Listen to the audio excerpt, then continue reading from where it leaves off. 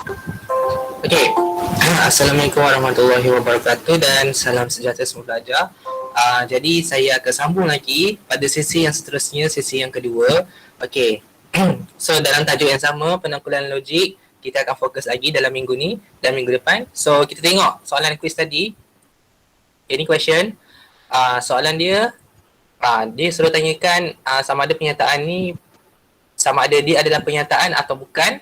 So saya tahu ramai yang confused, tapi kalau awak lihat kat sini, pernyataan ni adalah sesuatu ayat yang diakhiri dengan noktah. Jadi kalau kat sini kita tengok dia ada tanda seru, dia bukan pernyataan. Dan kalau dekat sini dia macam yang kedua ni dia bagi seperti 2 tambah 3 darab dengan 5 ni macam apa orang kata? Tak lengkap Dia soalan yang tak lengkap. Jadi dia sebenarnya seolah-olah dia tanya kita 2 tambah 3 darab 5. Apa benda kan? Dia macam ibarat tanya kita. So dia bukan pernyataan. Okay, next. 9Z sama dengan 40. Dia ada huruf, dia ada nombor. Dia combination antara huruf dengan nombor, dia pun bukan pernyataan. Akhir sekali, 40 campur 2 adalah 42 dan awak dah tahu dah 40 campur 2 adalah 42. Tapi jawapan dia salah. Jawapan dia 402. Ni ajaran sesat ni. Tapi tak apa. Dia masihlah pernyataan sebab kita dah tahu jawapan dia salah. So sebabkan tu jawapan dia macam ni. Okey, bukan pernyataan 3 dan 1 pernyataan. Okey? Soalan ni direct sahaja.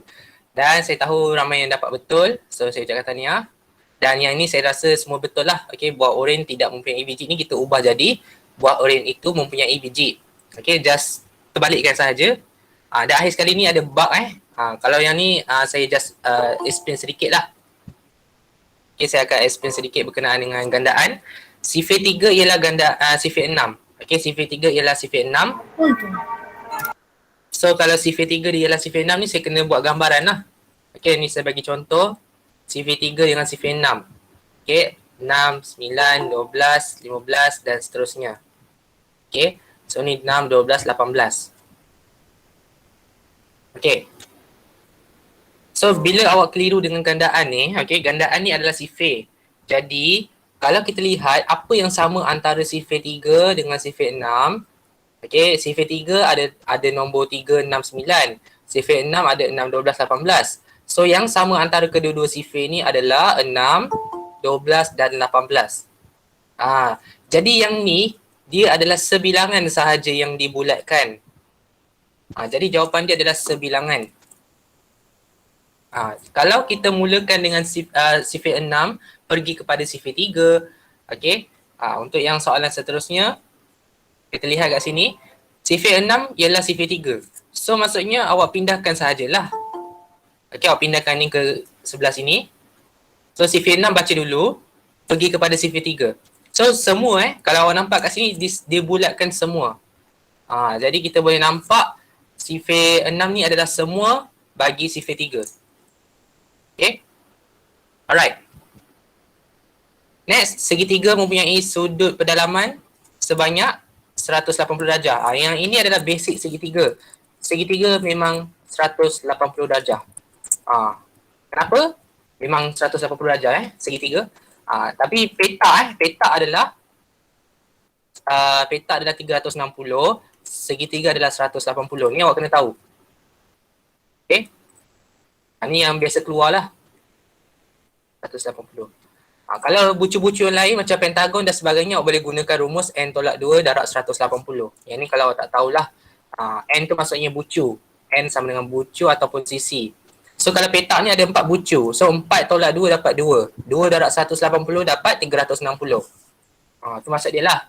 Kalau segitiga kenapa kita faham segitiga ada 180 darjah. Tapi kenapa 180 darjah? Apa sebab dia? Ini adalah sebab dia. Ini adalah sebab dia. Sudut pedalaman bagi segitiga adalah 180 darjah sebab menggunakan rumus n tolak 2 darab 180. Rumus ni just tengok dekat matematik je lah. Okay, n adalah bucu. Segitiga ada 3 bucu. 3 tolak 2, 1. 1 darab 180, 180. Jadi jangan tanya lagi, kenapa segitiga ni ada 180 darjah? Kenapa? Jangan tanya sebab ikut rumus. Sebab dia adalah, sebab ni lah, satu sebab sahaja. Jadi kalau macam ada bentuk pentagon ke, hexagon ke, awak dah boleh buat lah cari sudut pendalaman gunakan kaedah ni. Rumus ni tak payah hafal pun sebab dia ada dalam soalan exam. Okay, ada dalam rumus. Ada dalam kertas formula. So jangan risau. Okay, rumus ni sentiasa ada. Tak perlu hafal. Right, so kita akan go kepada next soalan. Soalan 2. Okay. Soalan 2 ni masih lagi dalam konteks pernyataan. Okay, soalan 2 ni masih dalam konteks pernyataan. Cumanya, okay, saya nak cek ada berapa orang hari ni. Oh, ramai. Okay, good. Okay, so kita slow balik. Selesaikan soalan berikut. A, nyatakan sama ada setiap pernyataan berikut benar atau palsu. Tunggu sekejap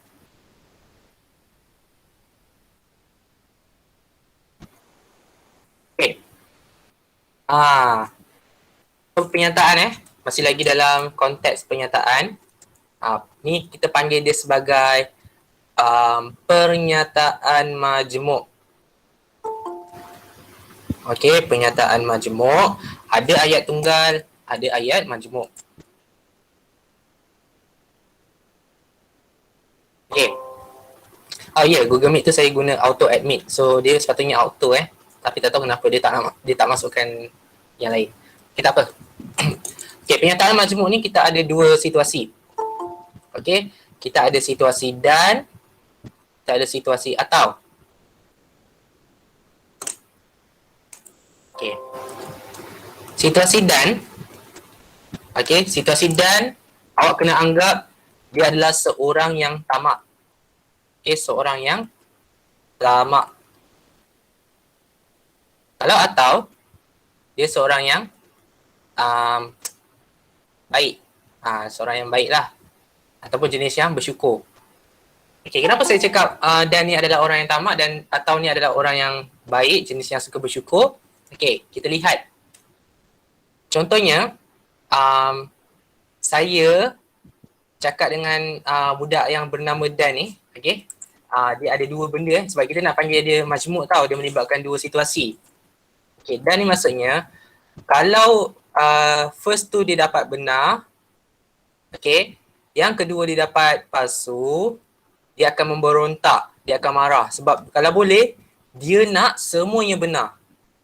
Kalau boleh dia nak semua benar. Kalau kita punya situasi pertama tu benar, kemudian situasi kedua tu palsu, kemudian kita akan dapat palsu lah sebab orang yang tamak ni memang dia kata dia nak dua-dua benar. Kalau palsu bagi kepada benar pun sama. Dia still lagi palsu sebab dia akan memberontak. Dia akan marah. Okay. Contohnya, situasi contoh saya bagi situasi. Saya ada dua pen. Okay. Saya ada dua pen. Satu pen warna hijau. Asal orang lagi. Okay. Pen hijau dengan pen warna purple. Okay. Cuba katakan, kalau yang first ni, saya bagi hijau. Saya bagi pen hijau. Okay, pen. Kemudian, kalau saya nak bagi pen purple, tapi saya tak bagi dekat dia. Saya bagi dekat yang ni. Saya bagi kat orang lain. Contoh first, dia dapat pen hijau. Yang kedua, dia tak dapat. Ni tak dapat tak dapat. Okay, so orang ni akan marah. Saya nak pen hijau dengan saya nak pen purple. So, dua-dua dia nak. Baru dia puas hati. Kalau satu tak dapat, dia akan marah. Jadi macam ni lah contohnya. Kalau benar tu maksudnya dia dapat lah. Okay, dia dapat pen hijau. Kalau palsu maksudnya dia tak dapat pen hijau. Ni tak dapat lah. Tak dapat. Okay, yang ni dapat lah. Ni tak dapat untuk palsu. Dia akan marah. Dan kalau pen purple ni dia dapat lah. Okay, dia suka. Tapi sekarang ni ceritanya dia tak dapat dua-dua. Dia dapat satu je. Dia pun marah. Dia tak bersyukur kan. Tapi kalau macam dia dapat dua-dua pen, contohnya dia dapat pen hijau, dia dapat pen purple, baru orang ni akan gembira. Okay, dia akan gembira. So, maksudnya dia akan jadi benar lah. Okay. So, dia akan jadi benar. Ini cerita pasal orang bagi pen bagi hadiah kan. Okay. Ni saya delete jap. So, mengganggu. Okay. So, ini cerita pasal orang tamak. Orang tamak ni selalu rugi. So, apa lagi Ada lagi satu situasi. Situasi lagi satu apabila dia tak dapat dua-dua lah. Dia tak dapat pen. Okay, dia tak dapat first. Kemudian dia tak dapat. Dia auto mengamuk auto mengamuk. Memang palsu. So kat sini dia akan marah lah. Dia akan palsu. So maksudnya hanya satu je situasi dan ni akan menjadi benar apabila dua-dua dia dapat. Apabila dua-dua situasi dia dapat. Ini pernyataan majmuk. Gabungan dalam satu ayat. Nanti kita tengok contoh matematik lah. Ini dalam bentuk contoh gambaran sahaja. Okay. Contoh gambaran ni saya rasa bagi awak nampak sikit lah. Okay. Okay, kalau dia ni saya susun balik kasih lawa sikit. Sekejap.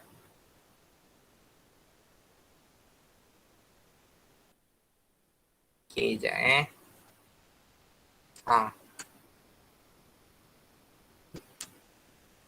Okay, so boleh nampak lah kat sini.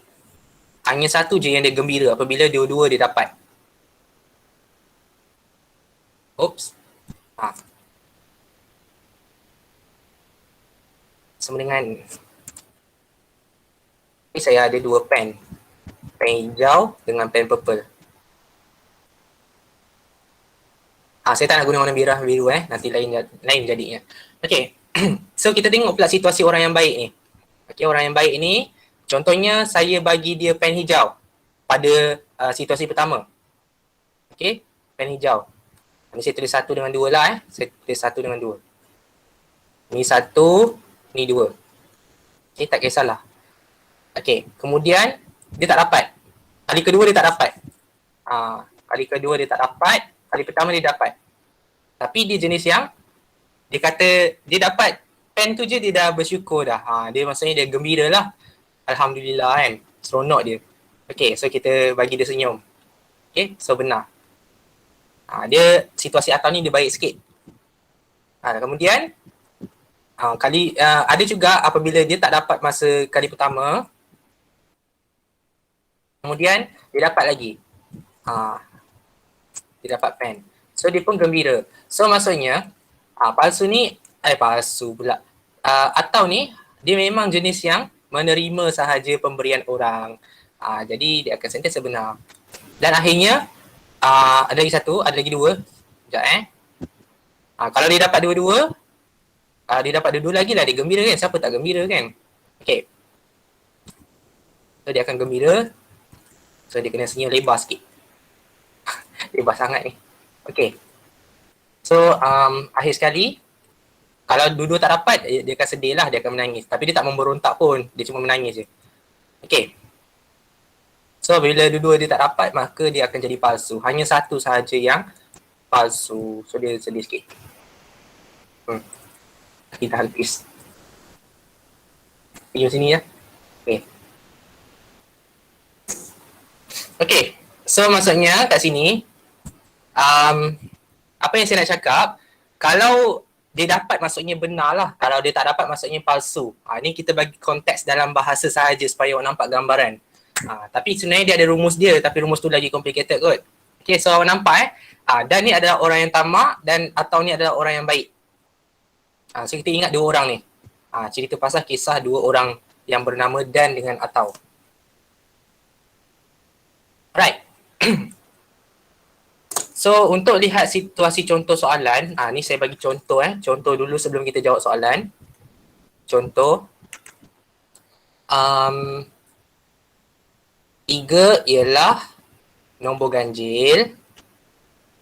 Okay, 3 ialah nombor ganjil. Ni cerita pasal matematik pula apa lagi saya guna dan lah. Okay, saya guna dan. 3 ialah nombor ganjil dan nombor perdana. Okay, nombor perdana. Okay, 3 ialah nombor ganjil dan nombor perdana. Ni contoh ayat. Okay, dia bagi satu ayat macam ni. Jadi, dan ni maksudnya orang tau. Okay, orang. Dia kan ada dua tangan kan. Ni orang. Saya lukis orang lah. Orang, sini. Dia ada dua tangan. Tangan kiri pegang situasi pertama. Tangan kanan, tangan kiri ke tangan kanan ke sukatilah. Tangan sebelah kiri pegang yang pertama. Tangan sebelah kanan pegang yang kedua. Okay. So, untuk yang situasi pertama ni, kita kena kenal pasti sama ada betul ke salah. Dia macam tu lah maksudnya. Okay, so kalau ketiga ialah nombor ganjil. So, kalau awak rasa dia betul lah nombor ganjil kan. Okay, so kita tulis dia betul ataupun benar. Okay, pegang dulu sebelah. Okay, next. Nombor perdana. Okay, nombor perdana. Betul ketiga tu nombor perdana. Kalau awak rasa dia betul, so kita tulis benar sebab memang benar pun. Okay, memang benar. So, apa kesudahan bagi orang yang bernama Dan ni? Dia akan jadi gembira. Dia akan jadi gembira, so dia akan jadi benar. So, maksudnya kat sini, ni adalah contoh pernyataan majmuk di mana awak kena lihat situasi belah kiri dengan situasi belah kanan. Nama orang ni mestilah duduk tengah-tengah. Okay, nama orang ni mesti duduk tengah-tengah. Okay. Ada orang masuk.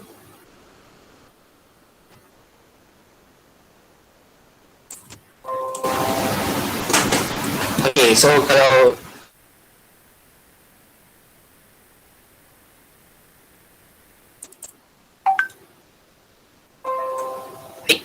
sekejap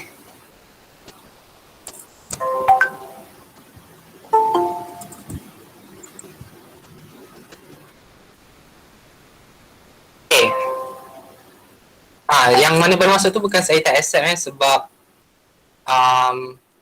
line saya agak slow kot tadi sebab tak tahulah notification lambat masuk.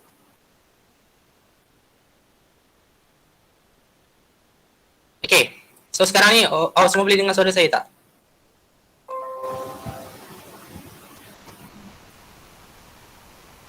Boleh kalau boleh okey lah kot. Kejap saya nak sekejap. Oops. Okay, sementara tu awak take note dululah apa yang patut.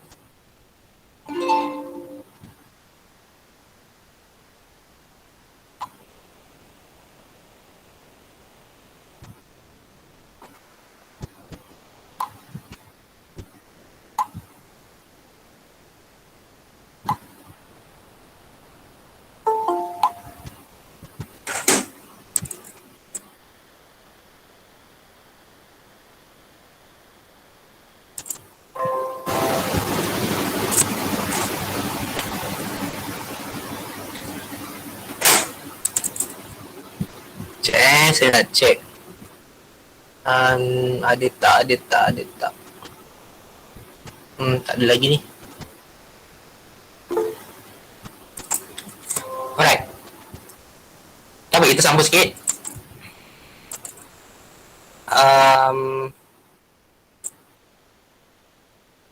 Okay, so kita lihat contoh soalan ni.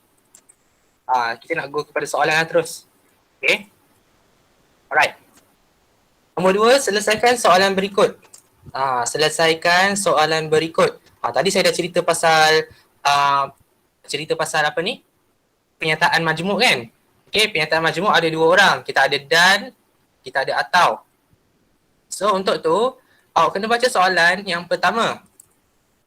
Okay, kita tengok trapezium dan piramid ialah pepejal. So, tengok dan dekat tengah-tengah. Dan dekat tengah-tengah. So, ibarat seperti dia memegang situasi kiri dengan situasi kanan dan kita kena pastikan betul ke salah. Jawapan untuk kiri, jawapan untuk kanan. Okay, terlihat. Okay. Dia kata trapezium dan piramid ialah pepejal. So, pepejal ni saya dah explain tadi. Pepejal ialah bentuk 3D. Okay, pepejal ialah bentuk 3D. Awak boleh tengok nanti. Okay, pepejal ialah bentuk 3D. Kalau poligon ialah 2D. So, okay, kita check dulu trapezium. Trapezium benar ke palsu? Okay. Kemudian piramid. Okay, kita gunakan dan. Dan ni orang yang merah. Okay, trapezium apa?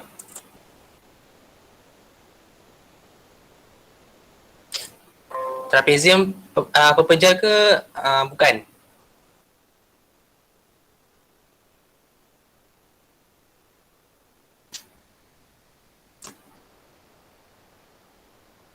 Bukan Trapezium adalah bentuk 2D.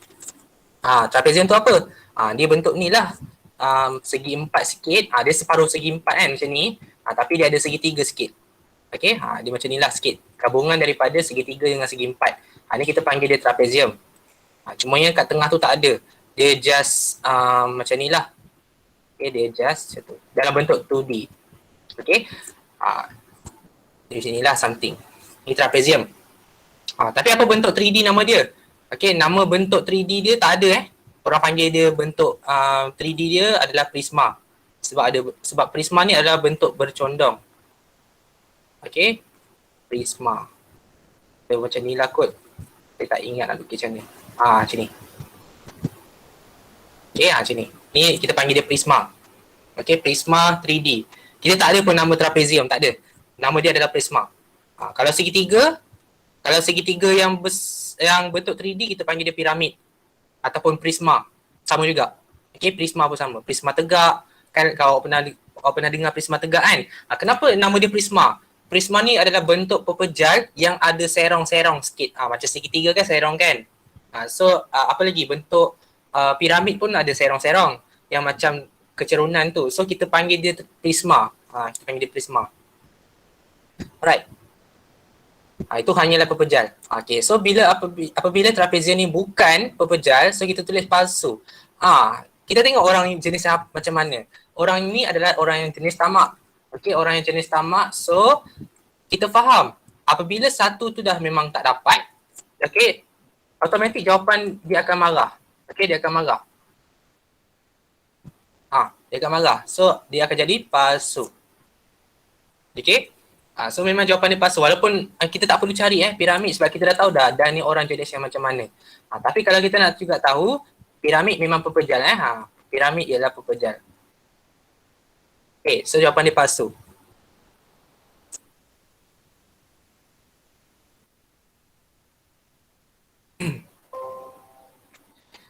Okay, next. Soalan yang kedua.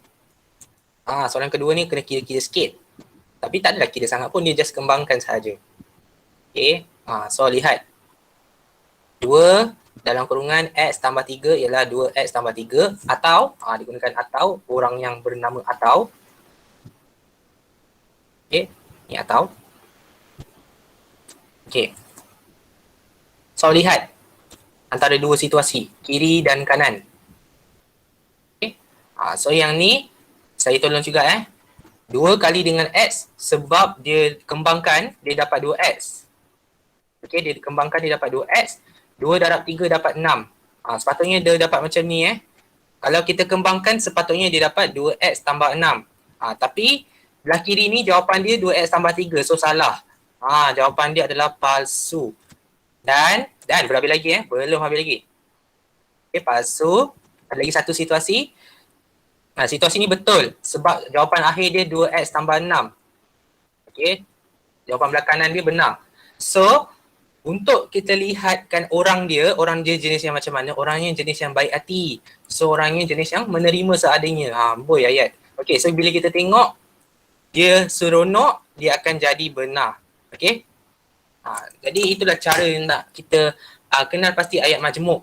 Macam mana dia boleh jadi benar, macam mana dia boleh jadi palsu. Awak kena faham, awak kena tahu dua jenis orang ni. Okay.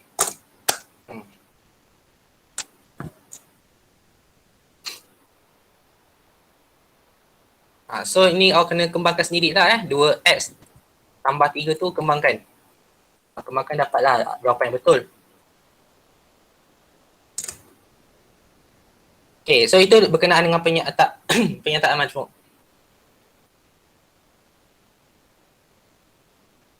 Alright, next. Okay, good siapa yang tulis benar tu? Apa lagi? Alamak, tak cukup space. Saya nak pindahkan.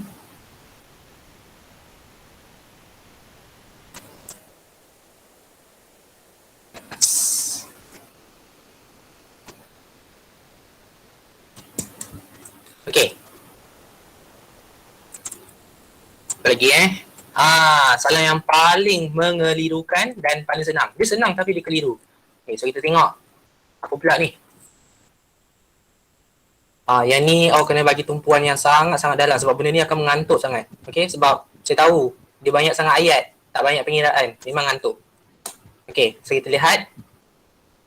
Tuliskan satu implikasi berdasarkan antijadian dan akibat. Apa benda ni antijadian, apa benda ni akibat? So kita fahamkan balik apa itu antijadian. Antijadian ni dalam bahasa pasarnya adalah punca. Akibat ni adalah kesan. Ni kita tahulah kesan. Cuma antijadian ni adalah punca. Okey, contoh ayat, saya bagi contoh Kita akan gunakan perkataan jika maka. Macam belajar sains. Jika maka. So, jika saya makan roti, ni saya bagi contoh Jika saya makan roti, maka saya akan kenyang. Ni paling simple, ayat paling simple. Cerita pasal makan lagi saya tak makan pun. Sekejap lagi baru makan. Alright. So, lihat. Ada jika, ada maka. Antijadian ni, kalau awak nak tahu, dia adalah punca. Puncanya, saya makan roti. Sebab tu, saya akan kenyang. Dia macam kesan lah. Kesan lepas saya makan roti tu, saya akan kenyang. Tapi tipu lah sebab saya makan nasi baru kenyang. Okay, tak apa. So, sekarang ni kita lihat antijadian ni. Apa yang awak nak kena faham, ada keyword kat sini. J untuk jika. So, ingat, dia ada keyword jadian. J, jika. Huruf J, jika. Okay, huruf J. So, jika antijadian, jika antijadian atau antecedent dalam bahasa Inggeris, maka akibat. Dia macam tu lah. Jika saya buat jahat, maka saya akan dapat balasan. Macam tu. Contoh. Alright. So, itu awak kena pasti. Senang je. Antijadian ni awak boleh dapat daripada jika maka. Akibat pun sama awak dapat daripada jika maka. Cuma awak kena tahu kedudukan dia lah. Jika apa, maka apa. Okay? Jika antijadian, maka akibat. Memang kedudukan dia macam tu. Ini kita panggil dia sebagai implikasi. Okay, kita panggil dia sebagai implikasi. So, jawapan dia, implikasi ni, jawapan bagi implikasi, so kita tulis. Implikasi atau bahasa Inggeris dia implication. Jika, jika ni saya letak warna hitam dan ayat antijadian ni saya letak warna biru jika ambil jawapan antijadian tu. X sama dengan 1. Salin je. Jawapan dia memang depan mata. Maka akibat dia. Akibat dia. Punca kuasa X sama dengan 1. Berapa markah? Kat sini ada 1 markah. Sebab 1 ayat. Senang je. Jangan terbalik. Kalau terbalik dia bukan implikasi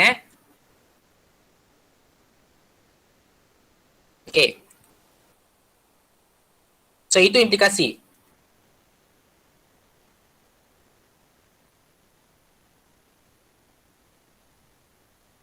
Kita dulu zaman saya belajar, masa saya SPM dulu, kita orang belajar ada 2 je. Ada implikasi dengan akas. Sekarang ni tambah pula adik tiri dia, songsangan dengan kontrapositif, batch KSSM. Tapi jangan risau sebab soalan ni pun tak adalah susah mana pun. Cuma mengelirukan sahaja. Bila awak dah ada implikasi, dia akan jadi happy lah sebab senang. Kalau tak ada implikasi, dia jadi susah. So, kena ada implikasi dulu, baru awak boleh cari adik-adik dia.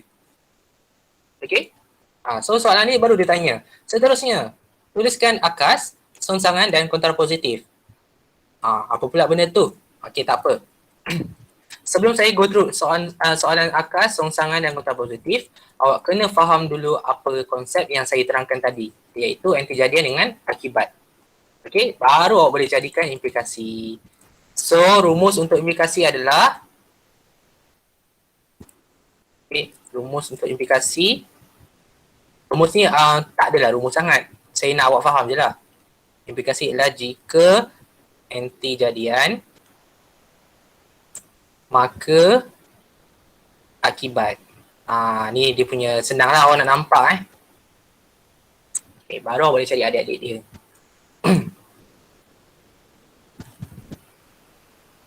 Saya tulis siap-siap. Apa panggil? Ni, jika maka. Saya tulis siap-siap. Sebab apa? Sebab nampaklah sama.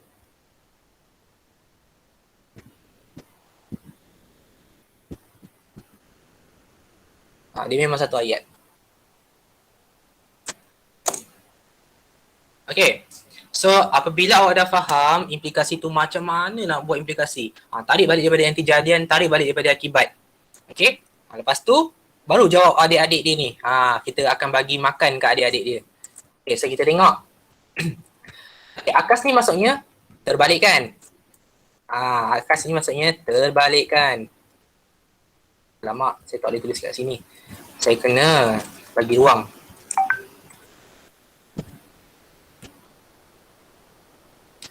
Okay. Akas ni maksudnya terbalikkan. Okay, terbalikkan. Maksudnya, jika X sama dengan 1, maka X, punca kuasa X sama dengan 1. Okay, so sekarang ni, tukar tempat. Terbalikkan, tukar tempat. So, tukar tempat. Jika punca kuasa X sama dengan 1, maka X sama dengan 1. Jadi, bila kita tukar tempat, senang kan kerja dia? Senang sebab awak dah nampak sebab tu kena ada implikasi. Kalau tak ada implikasi awak tak boleh buat. Okay, kena ada implikasi baru boleh buat. Okay, so akas ni maksud dia adalah terbalikkan. Okay, songsang pula maksud dia songsang ni kita guna warna merah lah sebab merah ni kan benda jahat. Apa yang panggil? Nafikan. Okay, nafikan. Ataupun kita buat penafian Penafian. Tadi saya dah bagi tahu masa sesi pertama. Kalau awak tengok sesi 1 tadi punya kan.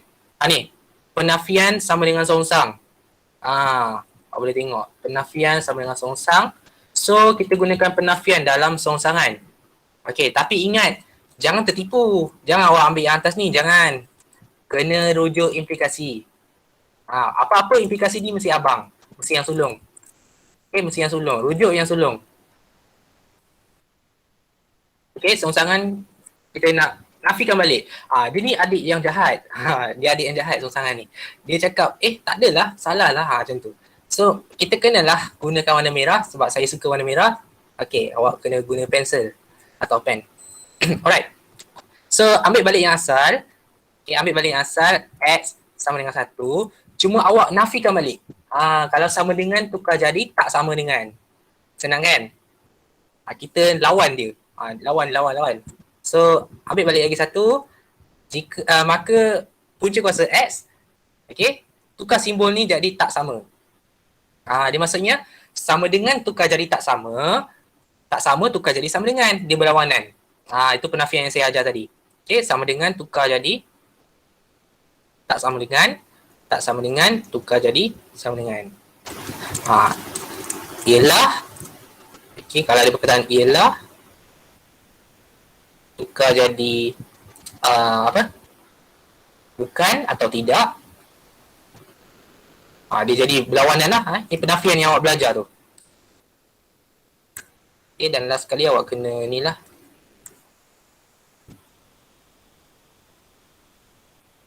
Saya malas nak salin balik. Okay. Ini adalah rumus penafian penafian saya guna warna merah. Penafian. Okay, ni box dia. Harap awak nampak tulisan saya sebab saya punya tulisan macam doktor tapi lagi teruk lah. Okay. Mana letak? Letak sini lah. Okay.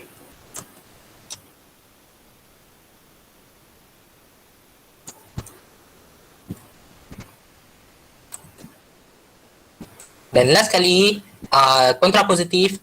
Kontrapositif ni yang paling best. Sebab kontrapositif ni, dia jenis yang macam, dia suka berkawan dengan dua beradik ni. Dia suka kawan dengan dua beradik ni. Sebab apa?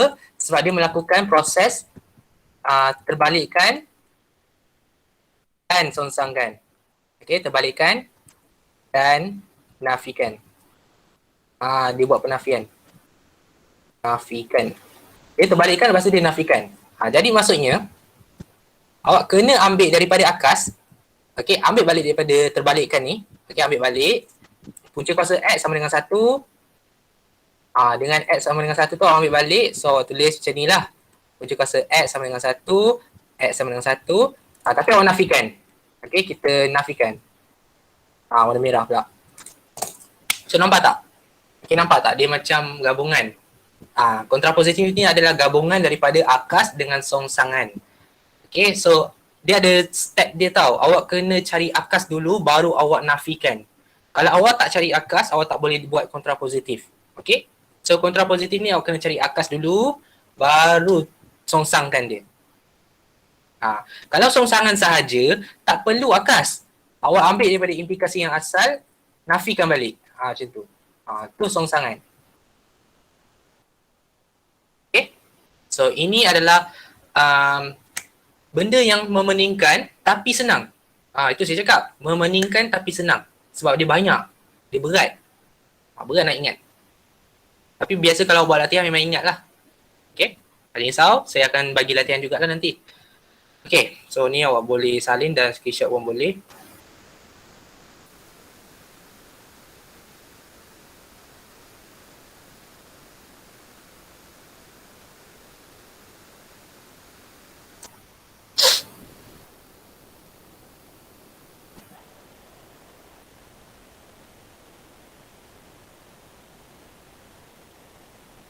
Okay. Next. Oh ya, lupa nak bagi tahu. Markah. Apabila awak buat satu ayat, okay, soalan ni dia suruh buat implikasi kan. Okay, awak dapat satu markah. Bila awak buat akas, songsangan dengan kontrapositif, awak akan dapat semua satu markah setiap satu. So total ada 4. Okay, banyak 4 markah. So satu ayat tu satu markah. Tapi implikasi ni besar tajuk dia. Nanti saya akan go on lagi, jangan risau. Okay, pelan-pelan. Alright, last but not least, soalan yang tak penting bagi saya tapi saya tak tahulah soalan ni masuk ke tak. Cuma dia, saya tak minat lah soalan ni. Okay, so kita tengok.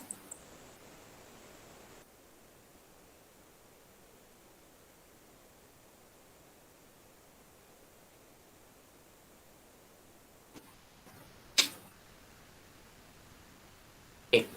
Seorang murid menyatakan bahawa semua nombor bulat bernilai positif. Nyatakan satu contoh penyangkal untuk menafikan kebenaran pernyataan murid itu. Okey. Soalan ni kira macam high thinking jugalah Tapi bukan taraf kebat dia hanyalah high thinking sahaja. Sebab tajuk ni kita boleh katakan dia adalah di bawah topik penyangkal. Okey, penyangkal ni maksudnya cari satu punca yang akan kita jadikan bukti. Ni dia macam main mahkamah pula kan. Kena ada bukti dan lebay lah apalah semua tu kan. Alright. Sebab tu saya cakap saya tak minat sangat soalan macam ni. Tapi tak apa, kita tengok cara nak jawab dia. So ni statement yang seorang murid tu bagi. Okay, dia bagi tahu yang semua nombor bulat tu bernilai positif. Nombor bulat tu bukan nombor bulat yang macam ni Ini bukan nombor bulat ni. Nombor bulat tu maksudnya nombor biasa. Okay, nombor yang 1, 2, 3, 4. Ni semua nombor bulat ni. Sebab nombor yang cantik, yang tak ada point, yang tak ada pecahan. Kalau ni bukan nombor bulat ni bukan nombor bulat. Nombor bulat tu maksudnya nombor yang rata-rata sahaja. Nombor yang rata. So maksudnya nombor bulat ni dia memang positif.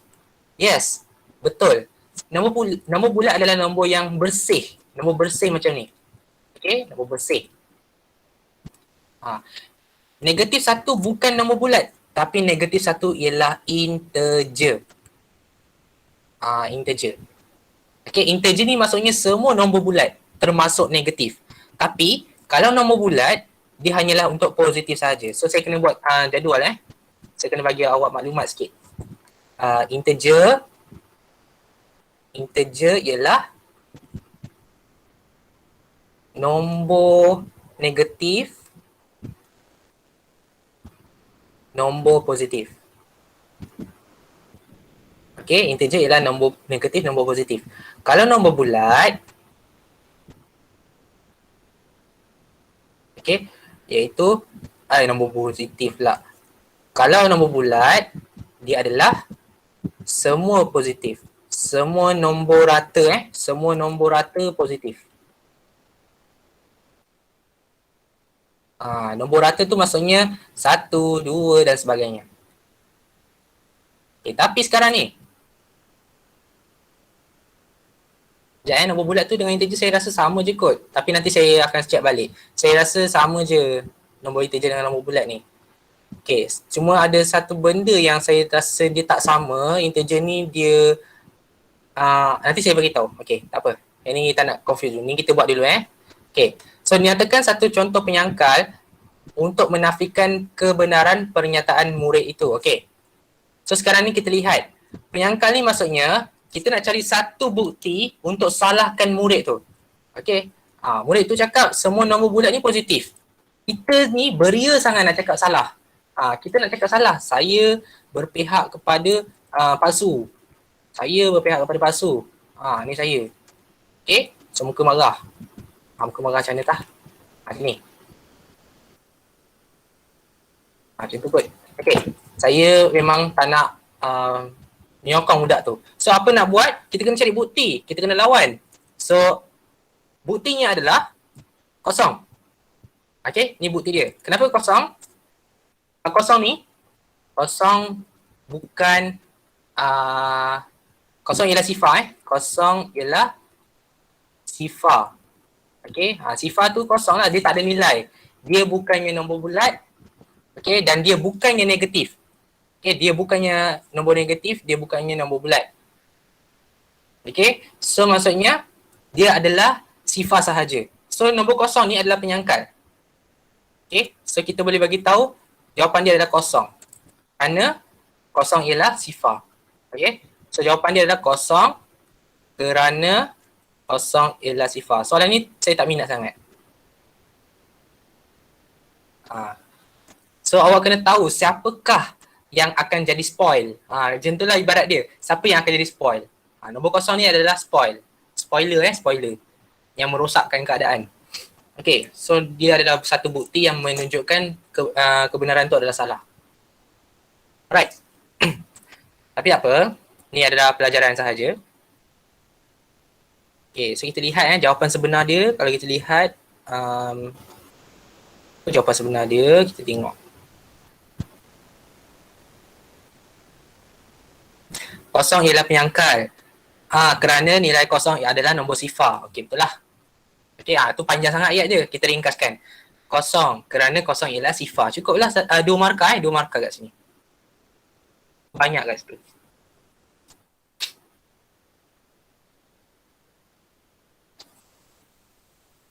Okey, so sampai situ saja. Saya tak nak banyak-banyak. Cukuplah sebab tadi pun implikasi pun dah banyak. Jadi saya harap awak fahamlah yang ni saya nak tekankan sebenarnya. Okey, yang saya nak tekankan adalah pernyataan majmuk di mana kita ada orang dan dengan atau. Kemudian yang saya nak tekankan adalah berkenaan dengan anti jadian dan akibat di mana kita gunakan ayat jika maka. Ni rumus dia, jika anti jadian maka akibat. Kemudian akas rongsangan anggota positif ni adalah adik-beradik bagi implikasi tersebut. Okey, adik-beradik tu dia akan kaitkan balik dengan abang dia lah, abang sulung. Okey, kalau akas terbalikkan balik daripada abang sulung. Okey, terbalikkan sahaja.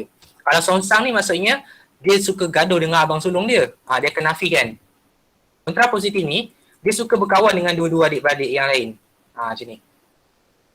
Okey, so awak kena faham konsep dia. Maksudnya kontra positif ni dia suka terbalikkan dan dia suka nafikan. Alright. So untuk hari ni, saya rasa itu sahaja dan kita akan ambil kehadiran lah. Okay, so kehadiran seperti biasa wajib isikan dalam link. Siapa tak isi dalam link, saya anggap tak adil lah walaupun awak ada kelas. Minta maaf ya sebab tadi ada bug sebab saya buat last minute soalan. Soalan ni bukannya saya ambil daripada buku atau Google saya buat sendiri. So pandai-pandai lah awak jawab. Right, so itu sajalah saya punya kelas hari ini dan sekian, terima kasih. Assalamualaikum dan selamat malam. Kita jumpa lagi pada minggu hadapan.